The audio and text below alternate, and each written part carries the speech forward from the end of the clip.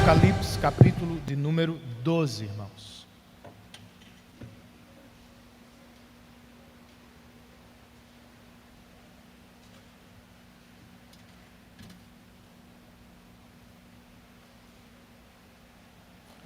Hobbits, segundo o seu criador J.R.R. Tolkien, são menores que anões.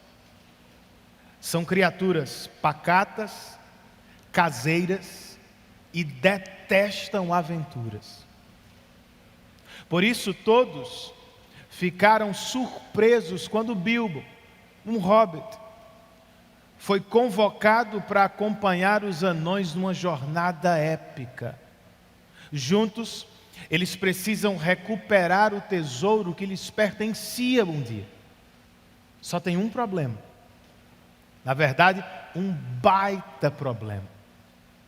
O tesouro está numa montanha sob a proteção do terrível Smaug, um dragão vermelho gigante.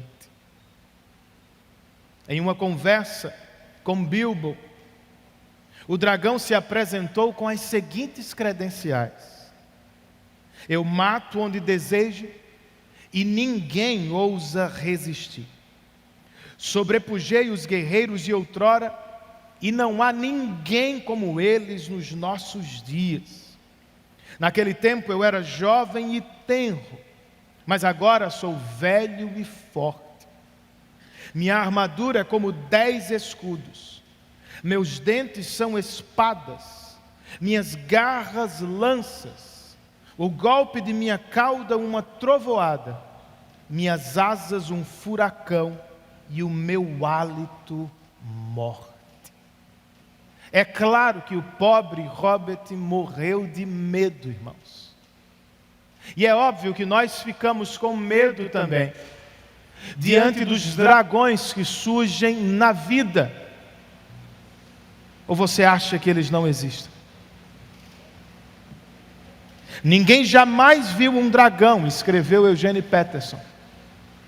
Mas todo mundo sabe que eles existem, especialmente as crianças. São as projeções dos nossos maiores medos. São as interpretações terríveis de tudo que pode nos machucar na vida. Consegue pensar em algo? E se eu lhe dissesse que até na Bíblia os dragões estão presentes?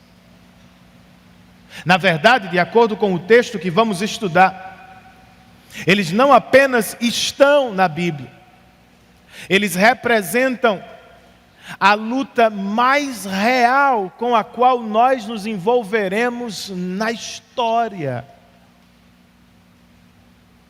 Você duvida?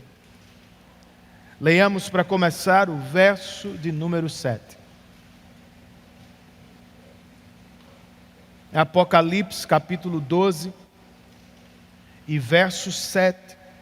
O texto inspirado registra: houve então uma guerra nos céus. Miguel e seus anjos lutaram contra o dragão, e o dragão e os seus anjos revidaram. Vamos orar mais uma vez? Senhor, nós nos aproximamos de Tua palavra nesta manhã com fé. E querendo, ó Deus, a bênção do Salmo 119. O salmista abre esta longa canção dizendo: bem-aventurados são os que vivem de acordo com a Tua lei. Não queremos apenas ouvir Teu conselho, queremos vivê-lo para a glória do Teu nome. Queremos entender a vida pelo prisma divino, levar os desafios pela fé e não pela vista. Então conceda-nos, ó Espírito, iluminação do alto, e dá que ao término deste culto estejamos mais prontos para enfrentar a batalha deste mundo. Oramos assim, em nome de Jesus e por amor a Ele. Amém.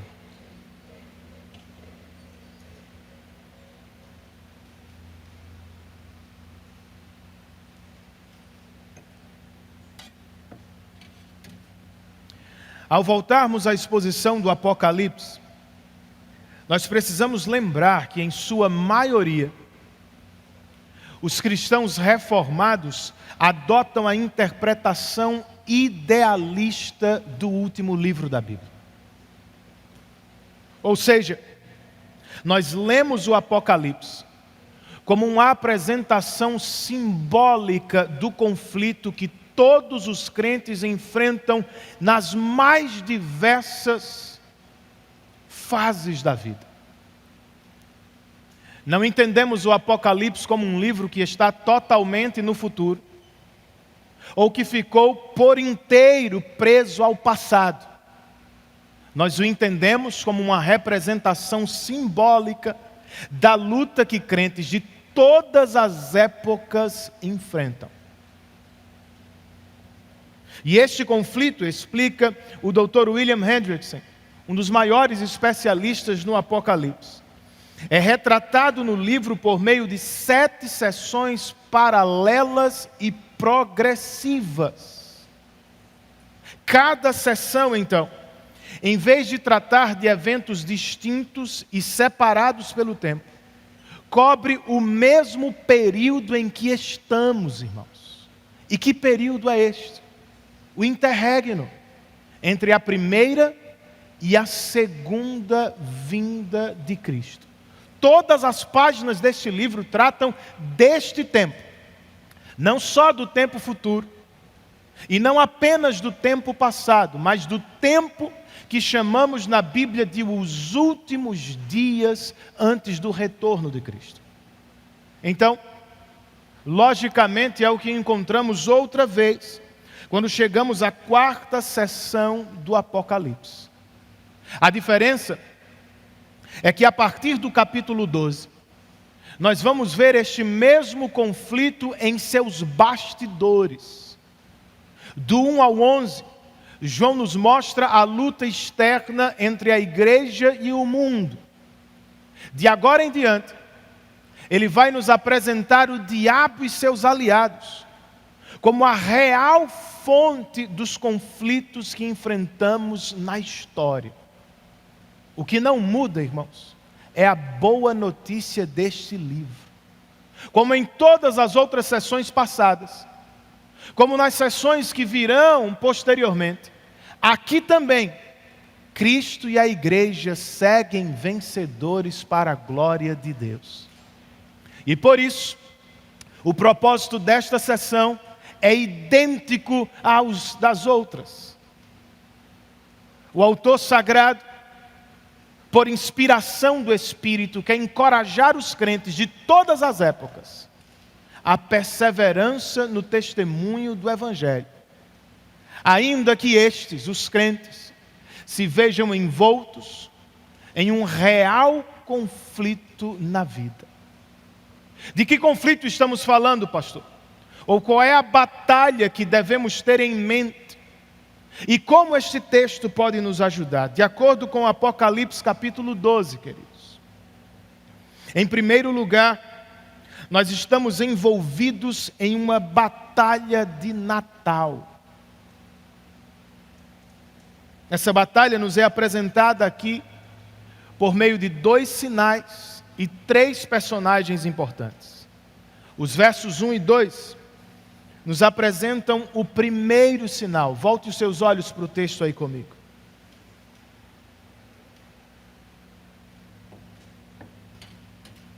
João escreve: apareceu no céu um sinal extraordinário. Uma mulher vestida do sol, com a lua debaixo dos seus pés e uma coroa de 12 estrelas sobre a cabeça. Ela estava grávida e gritava de dor, pois estava para dar à luz. Notem o seguinte: nós não estamos falando de uma mulher real. João a chama de um sinal extraordinário, ou seja, é um símbolo. E o que ela simboliza? Esta mulher simboliza a igreja de Deus de todas as épocas. Por missão, ela precisa dar à luz um menino. E ao menos da perspectiva dos céus, ela já é agora gloriosa. Está vestida como o sol, pois é exaltada. Tem a lua sob os pés, pois exerce domínio. Tem uma coroa de estrelas sobre a cabeça, pois é vitoriosa. E ela está grávida, pois sua tarefa é dar à luz o Cristo segundo a carne. Mas este não é o único sinal que João viu. Os versos 3 e 4 nos apresentam o segundo. João escreve: então apareceu no céu outro sinal. Um enorme dragão vermelho com 7 cabeças e 10 chifres, tendo sobre as cabeças 7 coroas.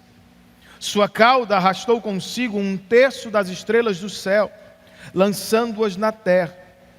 O dragão pôs-se diante da mulher que estava para dar à luz, para devorar o seu filho no momento em que nascesse. Embora muitos tratem o diabo como mera fantasia religiosa, a Bíblia, de Gênesis a Apocalipse, afirma sua existência.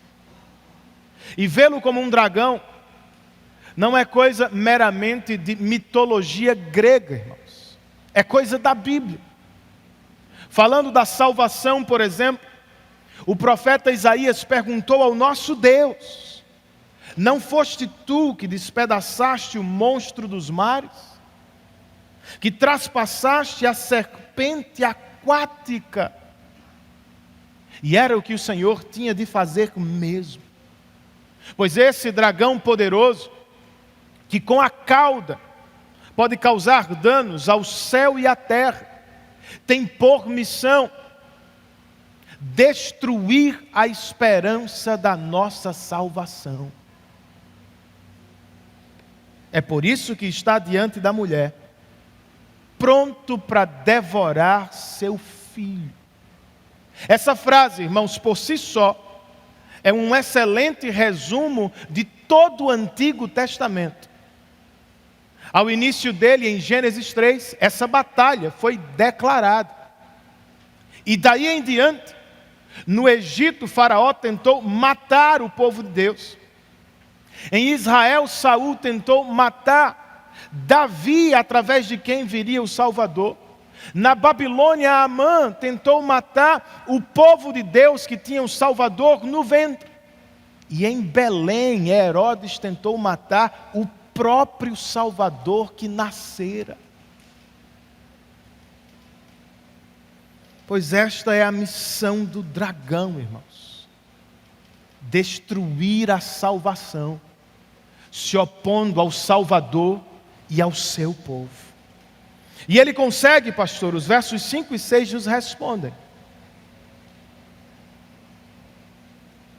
Falando da mulher, João escreve: ela deu à luz um filho, um homem, que governará todas as nações com um cetro de ferro. Seu filho foi arrebatado para junto de Deus e de seu trono. A mulher fugiu para o deserto, para um lugar que lhe havia sido preparado por Deus, para que ali a sustentassem durante 1260 dias. Eis o Natal, segundo o livro do Apocalipse. Nas palavras de um comentarista, o apóstolo não quer que a natividade seja meramente sentimentalizada, considerada apenas bonita, nem comercializada. João pega Jesus na manjedoura, vigiado por pastores e magos, e o coloca no centro do cosmos, sendo atacado por um dragão. O dragão, porém, perdeu, irmãos. Como? Em uma frase: o filho foi arrebatado para junto de Deus e de seu trono. Outra vez é um resumo de quê, pastor? Da carreira ministerial de Jesus na terra. Jesus nasceu, viveu, morreu, ressuscitou e ascendeu aos céus vitoriosamente. E embora desejasse muito destruí-lo, em nenhum destes pontos o dragão foi capaz. E a igreja, pastor? A igreja, segundo ouvimos, durante todo o tempo que chamamos de últimos dias, está protegida por Deus em um deserto. Pode não ser o melhor lugar do mundo para se viver, mas a verdade, como disse Paulo aos Romanos, nós já somos, não seremos. Nós já somos mais do que vencedores por meio daquele que nos amou na cruz do Calvário. É como você crê, meu irmão. Então, a título de aplicação, lembre-se, neste dia do Senhor, nós ainda não chegamos em casa. Como Moisés e os hebreus do passado, nós estamos peregrinando em um tempo de deserto, gente. É por isso que a vida fica quente às vezes. Nas palavras de Jesus, o mundo nos odeia. E nas de Pedro, o diabo anda ao redor como um leão, rugindo e procurando a quem possa devorar. Seja realista. Nós não chegamos ao novo céu e nova terra. Nós ainda vivemos em peregrinação no deserto. A vida cristã não é um parque de diversões, não é um spa de beleza. Na Bíblia, ela é retratada como uma guerra. Como combatemos esta batalha, irmãos? De acordo com o que Paulo escreveu aos Efésios, nós não matamos o dragão diretamente. Nós o resistimos, enquanto permanecemos firmes na fé. Sabe o que significa? O dragão, como ouviremos nas próximas semanas, vai nos pressionar como o mundo, seus valores, deuses e sistemas. Então, nós resistimos ao diabo quando não nos acomodamos aos seus valores. Nós permanecemos firmes na fé quando não cedemos aos deuses e sistemas do mundo em que jaz o maligno. Sim, você precisa orar, mas também você precisa viver uma vida digna do Evangelho para a glória de Deus. Lembre-se também nesta manhã, o Filho de Deus nasceu para reinar com um cetro de ferro. Não é como João o descreve? Tomando emprestada a imagem do Salmo de número 2. E não é do que precisamos em um tempo de tanta confusão política. Alguns querem impor o reino de Deus aos homens, através da política dos homens. Cristianização do Brasil. Outros querem fugir de qualquer contato com a política dos homens, a fim de viver em um gueto, em uma comunidade agradável e escondida do mundo. Biblicamente falando, gente, as duas perspectivas estão equivocadas. Nós nem podemos superestimar a política dos homens, nem devemos subestimar o reino do nosso Deus. Para os mais entusiastas com a política dos homens, lembrem-se que o nosso Deus tem uma política melhor. Ele é rei melhor sobre todos. Não coloque a sua esperança em homem algum. E para aqueles mais preocupados com o contato com a política dos homens, lembrem-se que Jesus nasceu para reinar, e por meio de seu cetro, Ele vai proteger a igreja até o fim. Pois por mais fortes que sejam os ataques do dragão, Jesus continua no trono, irmãos. Seu reino seguirá para sempre, intacto, pois Ele é poderoso. Lembre-se ainda, a partir desta primeira divisão de Apocalipse 12, lembre-se ainda de nossa verdadeira missão. Me escute bem, irmão. A igreja não existe para atender aos homens em todas as suas necessidades, como alguns gostam de pensar.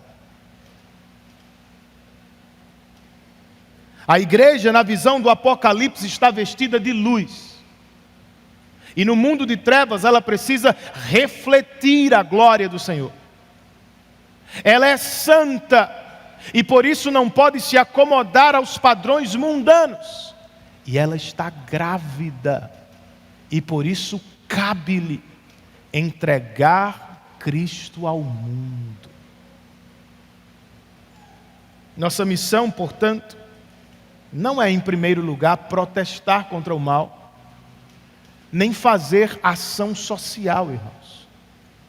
Nossa missão, antes de qualquer coisa, é proclamar o Evangelho do Senhor, na esperança de que ele nasça no coração dos pecadores. Pois no último dia é o que vai salvá-las. Pão, educação e saúde não serão suficientes, irmãos. São coisas importantes, pastor. Obviamente, precisamos lutar por um mundo melhor, buscando meios assim também, claro. Mas sem ser ingênuos, irmãos.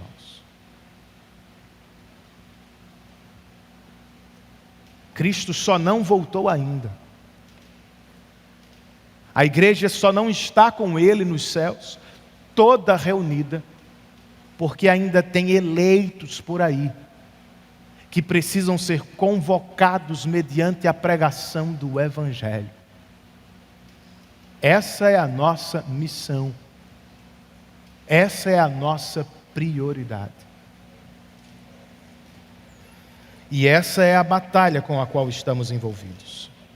Trata-se então, lendo estes primeiros versos, de uma batalha de Natal. Em segundo lugar, à luz deste capítulo, entre os versos 7 e 12, nós podemos dizer que estamos envolvidos em uma batalha no céu. Versos 7, 8 e 9.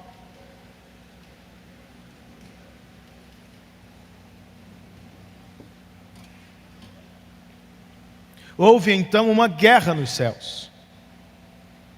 Miguel e seus anjos lutaram contra o dragão, e o dragão e seus anjos revidaram. Mas estes não foram suficientemente fortes, e assim perderam o seu lugar nos céus.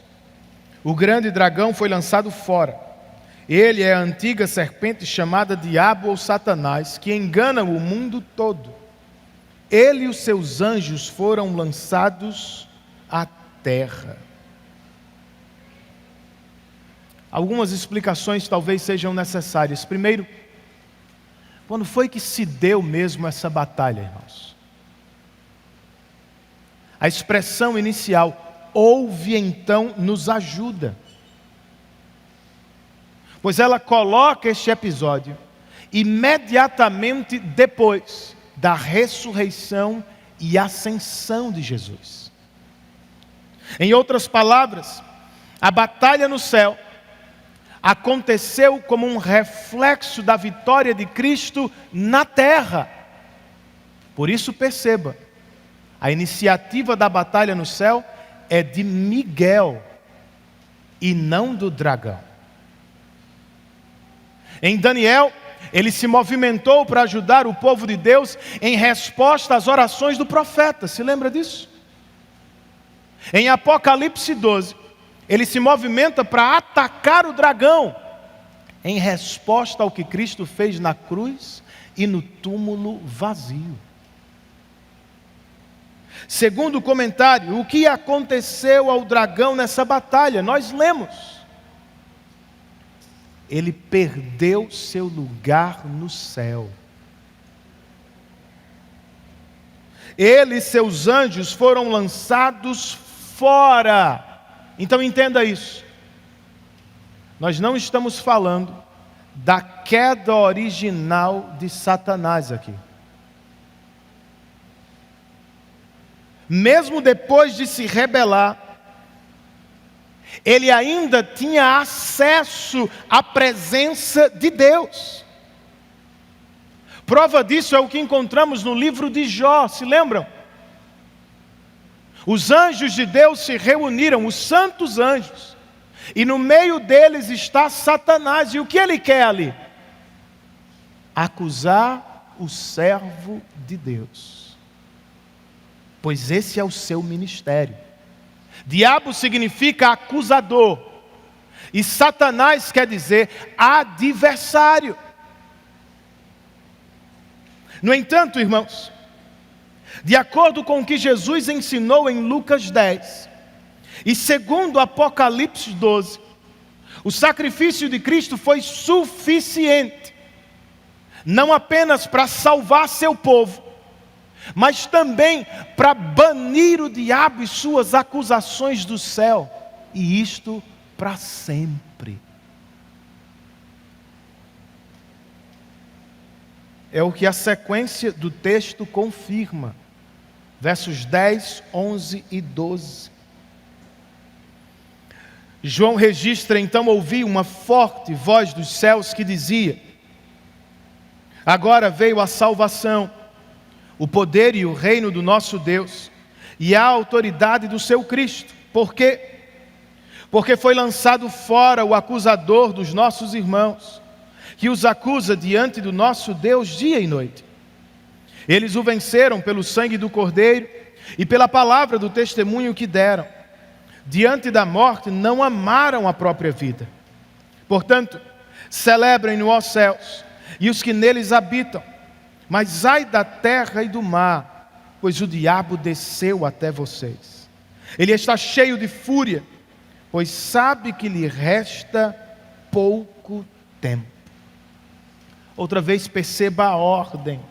Primeiro veio a salvação do Senhor, e depois João registra: o diabo foi lançado fora. Essa porção, irmãos, ou este verso, confirma o que acabamos de ouvir. E é bom que você saiba disso. No Apocalipse, as músicas geralmente interpretam ou confirmam as visões que João recebeu. É o que acontece aqui. E mais importante ainda, é o que temos no verso 11, o qual deve ser o mais significativo para os crentes em tempos de sofrimento. Por quê, pastor? Porque segundo o que lemos, Jesus não foi o único que venceu, irmãos. Os crentes também venceram o dragão. Vocês viram isso? Primeiro eles o venceram pelo sangue do Cordeiro. Depois eles o venceram pelo testemunho que deram. Por fim, o texto nos diz que eles venceram o diabo, porque mesmo diante da morte, não amaram a própria vida. E como resultado desta vitória dupla, a de Cristo e a do povo de Cristo, houve também no céu um efeito duplo. O verso 12 nos diz: os céus se alegraram, e o diabo, cheio de fúria, desceu à terra. Deixando a terra para a próxima divisão, eu lhes pergunto: como é que podemos acompanhar o céu nesta manhã, em manifestação de louvor e de alegria na presença de Deus? Primeiramente, irmãos, nós podemos nos alegrar com o céu hoje, porque pelo sangue do Cordeiro, nós já vencemos o grande acusador. Você entendeu isso? Perceba, até a morte de Cristo, O diabo tinha acesso legal à sala do trono de Deus. Ele aparecia eventualmente para acusar os santos. E é claro que ele esperava pela condenação deles. Mas então veio Cristo, o verdadeiro Cordeiro de Deus. E ao derramar seu sangue, Cristo pagou por nossos pecados de uma vez por todas. Rasgou a escrita de dívida que nos era contrária. E para sempre expulsou o diabo e todas as suas acusações do céu. Não é pouca coisa, irmãos. Então veja, a questão não é que você não tem mais pecado. Você peca. E você poderia ser acusado por isso. Você não é, porque 1 João capítulo 1 nos diz que o sangue do Cordeiro é poderoso para perdoar todos os nossos pecados. Enquanto traduzia a Bíblia para o alemão, Martinho Lutero disse que se via constantemente perturbado pelo diabo. Ele surgia eventualmente com uma lista de pecados para acusar o servo de Deus e para desencorajá-lo no serviço de traduzir a Bíblia. Foi quando, não aguentando mais, Lutero acabou concordando com o diabo em todos os pecados apontados por ele. Mas em seguida, Lutero se valeu do sangue do Cordeiro para confirmar que já era um crente perdoado.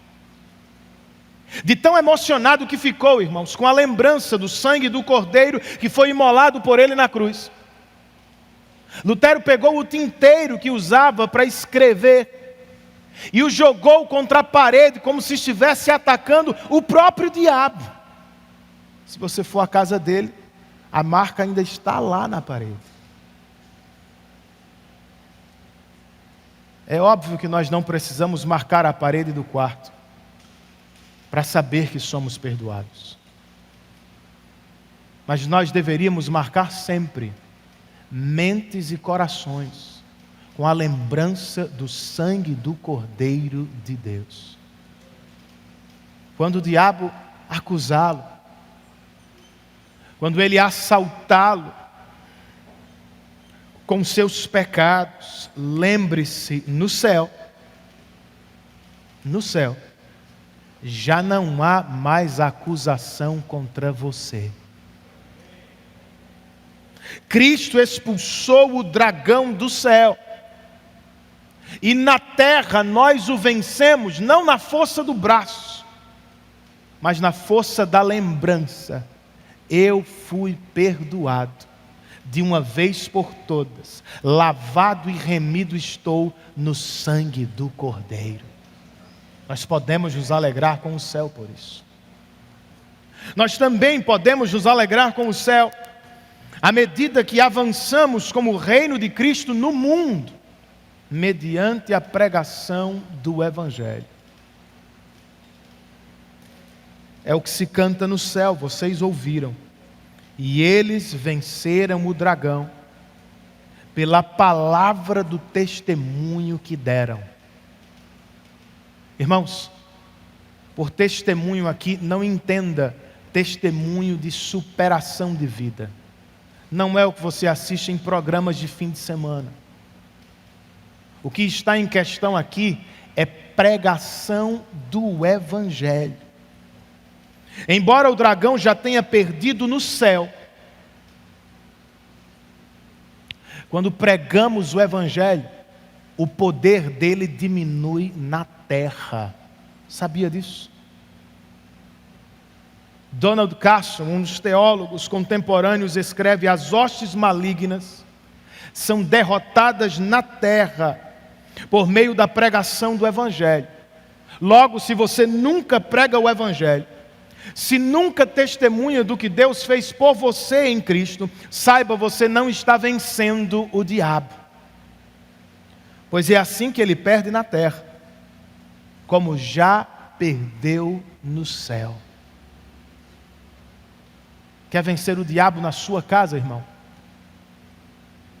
Estar presente com esposa e filhos não é o bastante. Ser um pai presente nas tarefas de casa não é o bastante. Quer vencê-lo no seu lar? Pregue o Evangelho de Cristo para o seu cônjuge e filhos. Quer vencer o diabo no lugar de trabalho? Não basta apenas ser leal, comprometido com os compromissos da empresa ou da repartição em que trabalha. Quer tocá-lo de lá, quer empurrá-lo para longe, você precisa pregar o Evangelho. Quer tornar esse mundo realmente melhor? Para o crente não é suficiente limpar a praia ou a praça, irmãos.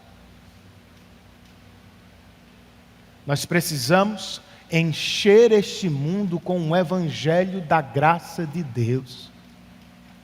Pouco a pouco, o diabo que já foi expulso dos céus vai sendo empurrado para longe da vida dos homens e mulheres na terra.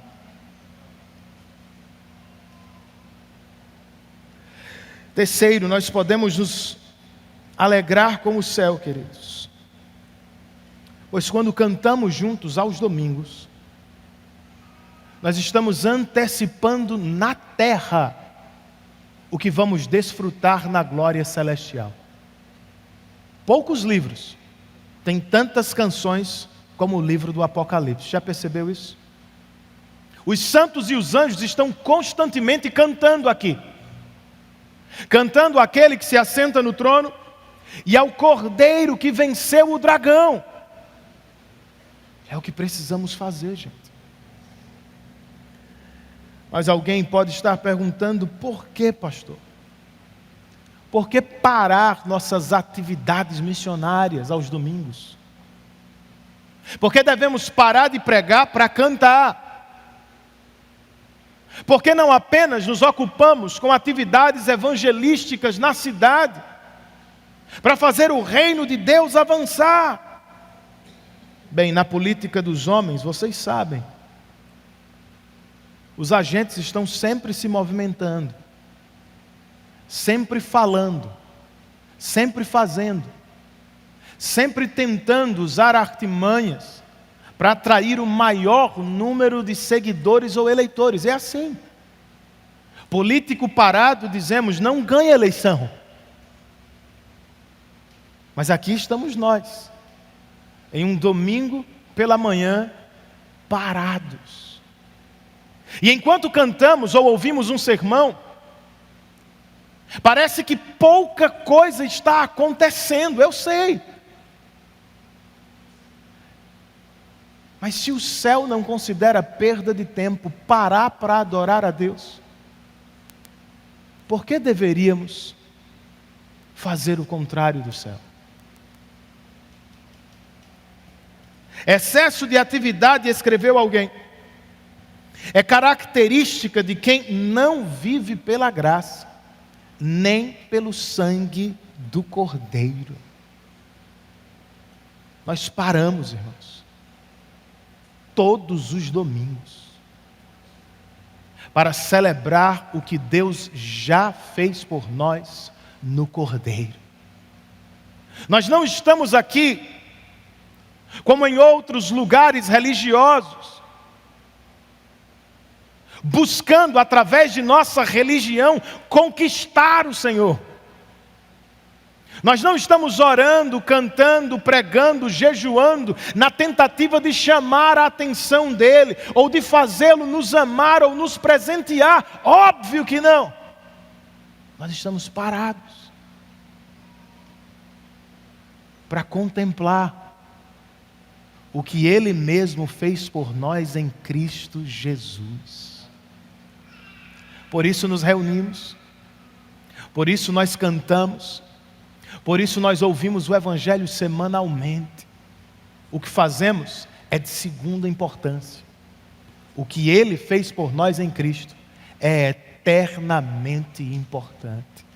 À medida que cantamos, que ouvimos, que pregamos, que oramos juntos, somos fortalecidos não pelo que fazemos, mas pelo que Ele fez por nós. Eu e vocês precisamos disso. Porque lá fora, irmãos, nós vivemos na tirania da performance, da meritocracia. Você vale o tanto que faz, você vale o tanto que tem. Aqui não. Ninguém valia nada. E todos foram salvos e amados por Deus por causa do que Cristo fez na cruz. E que bom que podemos descansar, cantar e nos alegrar na obra do Cordeiro. Para terminar, gente, embora estejamos envolvidos em uma batalha de Natal e em uma batalha no céu, é bom que lembremos, nós também estamos envolvidos em uma batalha na terra. De acordo com o que ouvimos no verso 12, ou do verso 12, o diabo desceu à terra e está furioso porque lhe resta pouco tempo. Não foi isso? Então o que é que ele faz neste pouco tempo que lhe resta, irmãos? Versos 13 e 14.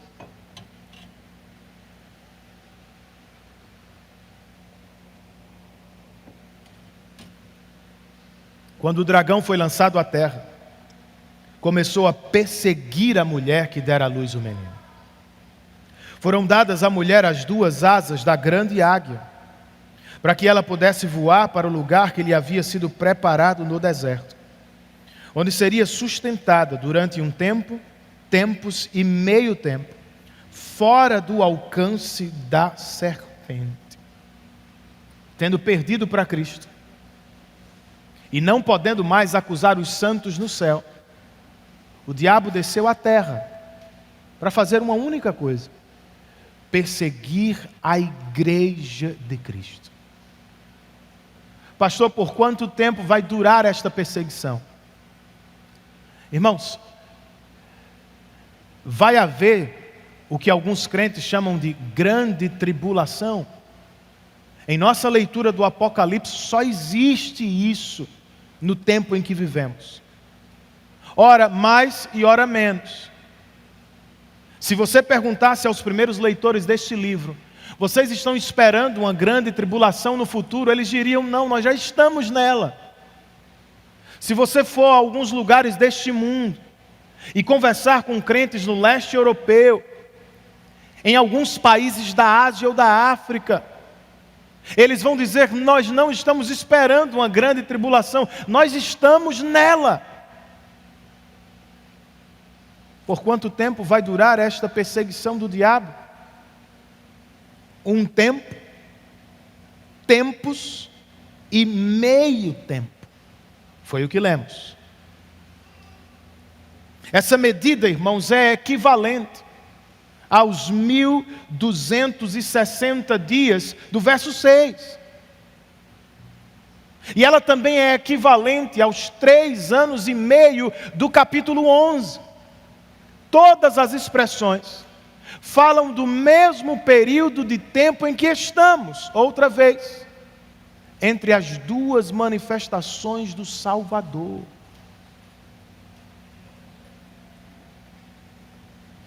Será um tempo de deserto, como destacam os versos 6 e 14. O mais importante, porém, aqui, é a promessa do cuidado de Deus. Como cuidou de Elias e Israel, durante os 3 anos e meio de seca e perseguição, nos dias de Acabe e Jezabel, se lembram disso? Deus está nos prometendo, eu vou cuidar da minha igreja até o fim. Eu vou protegê-la da serpente maligna. Como Ele vai fazer, irmãos? Segundo a visão de João, a igreja recebeu asas de uma águia e voou até o lugar que lhe havia sido preparado. Moisés, Davi e Isaías, todos eles empregaram esta mesma imagem para falar do cuidado de Deus em tempos de perseguição. Seja o que for que a igreja venha enfrentar, Deus vai mantê-la fora do alcance do dragão até o fim. Mas ele não vai desistir tão facilmente. Versos 15, 16 e 17, o texto diz: então, a serpente fez jorrar da sua boca água como um rio, para alcançar a mulher e arrastá-la com a correnteza. A terra, porém, ajudou a mulher, abrindo a boca e engolindo o rio que o dragão fizera jorrar da sua boca.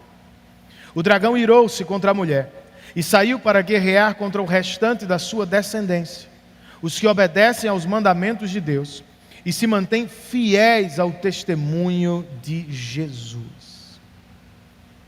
No Antigo Testamento, a serpente é em muitos momentos associada ao engano. E a inundação é geralmente associada à perseguição dos inimigos.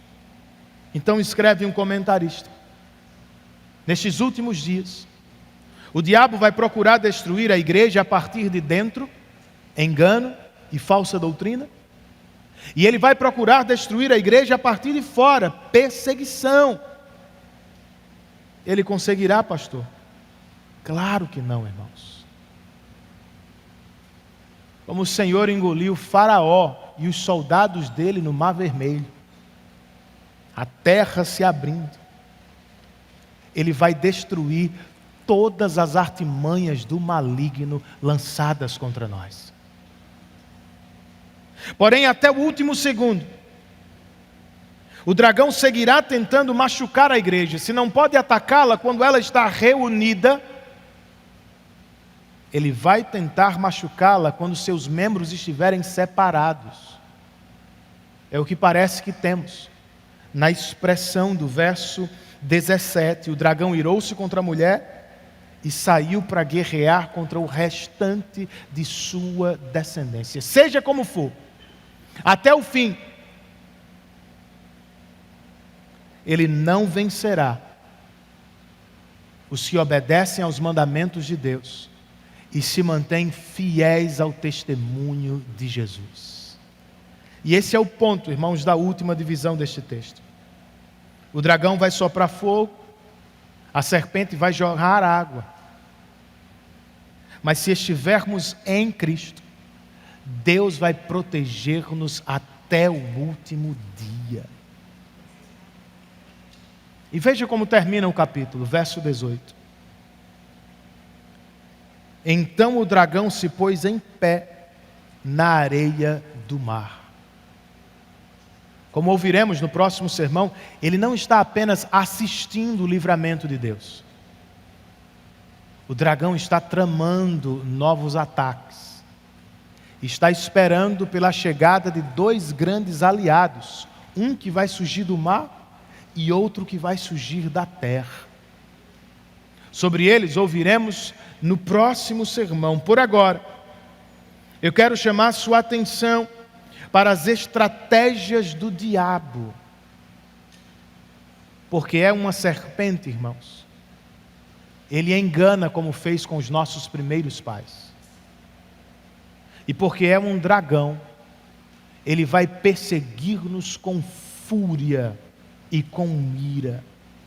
Por meio do engano, ele quer nos levar a ilusões, falsas doutrinas, novas ideias de felicidade e coisas do tipo.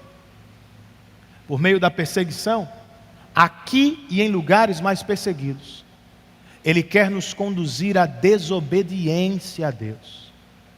Ele quer enfraquecer nosso compromisso com o Senhor. Por isso, se está sofrendo algum tipo de perseguição, na família, no trabalho ou na faculdade, eu quero encorajá-lo à medida que nos aproximamos do fim deste sermão, com a boa notícia deste texto. E qual é, pastor? Por mais que pareça um dragão, irmãos, a realidade, biblicamente falando, é esta: o diabo já perdeu e ele tem pouco tempo. Quando os comandantes de Hitler ficaram sabendo da chegada das forças aliadas na Normandia, eles tentaram convencê-lo: vamos pôr um fim à guerra, porque acabou. Sabe o que ele fez? Ele rejeitou qualquer tipo de acordo de paz. E ele seguiu maltratando seus inimigos até o fim como pôde, porque ele sabia que lhe restava pouco tempo. Segundo o Apocalipse 12, é o que o diabo está fazendo agora, irmãos. Ele já perdeu, mas vai morrer atacando. Então, se você está sob a mira dele, alegre-se nesta manhã. Por quê, pastor? Lembre-se, o dragão ataca, não porque pode vencer.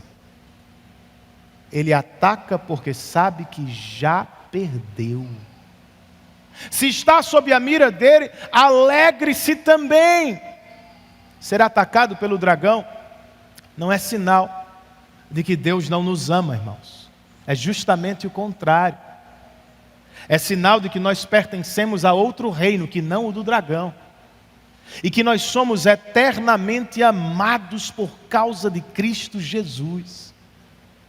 Se você não enfrenta nenhum tipo de perseguição na vida, se ninguém lhe incomoda, o mínimo que seja, porque você é cristão, tem alguma coisa errada. Mas se você enfrenta algum tipo de perseguição, por maior ou menor que seja, alegre-se. O tempo do nosso inimigo é curto. E a nossa vitória é certa no sangue do Cordeiro de Deus. Além disso, se está sofrendo com algum tipo de engano, outra vez, falsas doutrinas, falsas ideias de salvação, de alegria ou de felicidade, eu quero encorajá-lo com a provisão deste texto. Qual é? Como foi que Deus cuidou de Elias em seu tempo de exílio? Deus lhe enviou comida através de corvos. Lembram disso? Como foi que ele cuidou de seu povo que peregrinava no deserto? Deus lhes enviou maná do céu. Pastor, como é que Deus cuida de seu povo no deserto que se chama hoje? Deus dá ao seu povo igrejas saudáveis, que amam a Bíblia e querem proclamá-la e ensiná-la com seriedade. Sim, irmão, eu sei que a vida cristã é difícil, mas você tem um abrigo. Eu sei que o dragão está tentando nos enganar a todo instante, mas você tem proteção contra ele.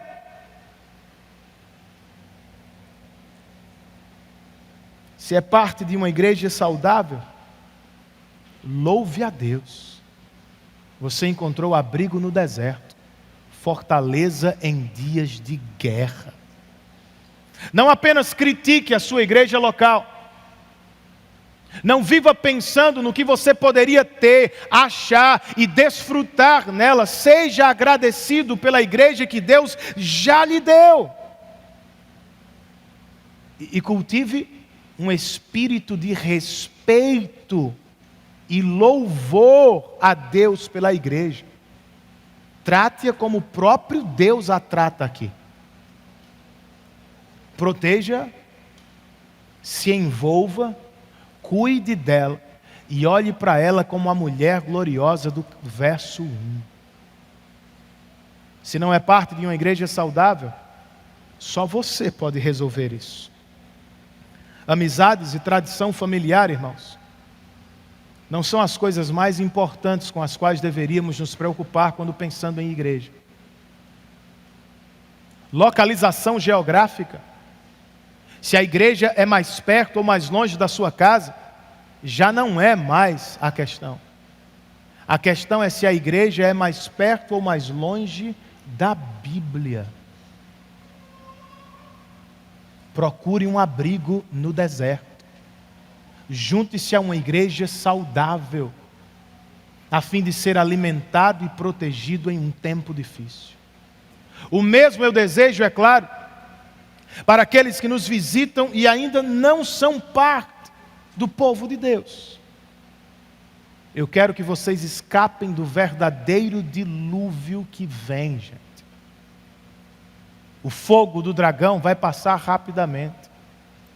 A inundação da serpente dura poucos dias. Por outro lado, o fogo e o dilúvio do Senhor vão durar para sempre. No lugar estado que chamamos de inferno. O inferno não é, como você pensa, propriedade do diabo. O inferno, como terra e céu, também é posse do nosso Deus.